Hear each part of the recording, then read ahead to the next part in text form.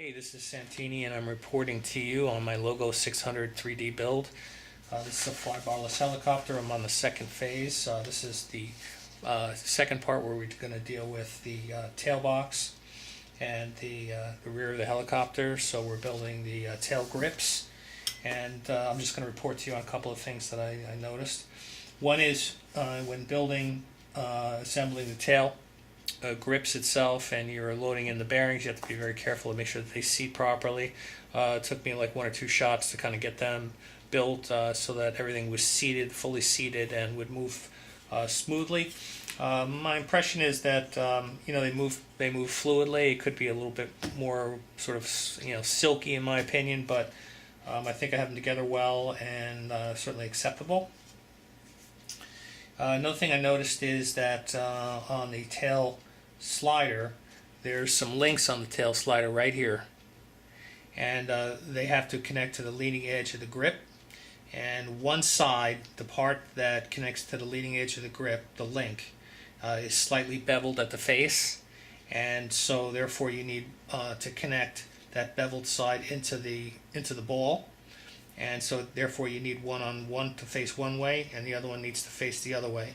And this slider came built out of the box, and they were both facing the same direction. So therefore I needed to push out this friction held link right here, this rod, and turn it around the other way, reconnect it back in, and that way you'll have that bevel facing the ball, and that prevents any binding at the extremes.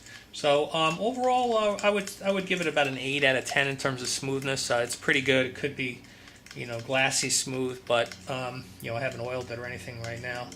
I think that's good enough. I've certainly played with it enough. I know it's not going to get any better based on the build itself. Some other things just to notice is that there's a large bearing that goes in. It connects into the tail box.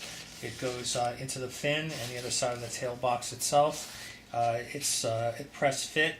It says in here to use 5-minute epoxy on here. I asked my buddies, and they suggested not to do that. And indeed, when I tried to press it in there, it was really a tight fit. So there was no need to glue that in. My impression is that if you glued that in there, you'd never get it out if you ever wanted to change that bearing. So I would not use epoxy like it says in here.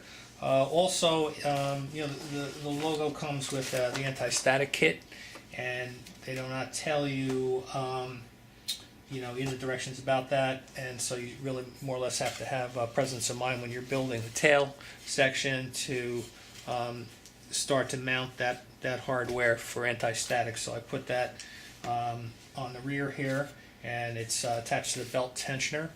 And also, as a separate item, not in the directions, is a separate belt tensioner for the 600, which consists of an M3 by 35 bolt with basically a tensioner, a bearing, and two pieces that ride on the side of that.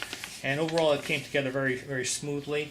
But the thing is, you need to open up all the packages and know what you've got. Otherwise, you'd have this tail built and need to go back and attach the anti-static and then loosen things up to put the belt tensioner on. One last thing is I put the boom on it.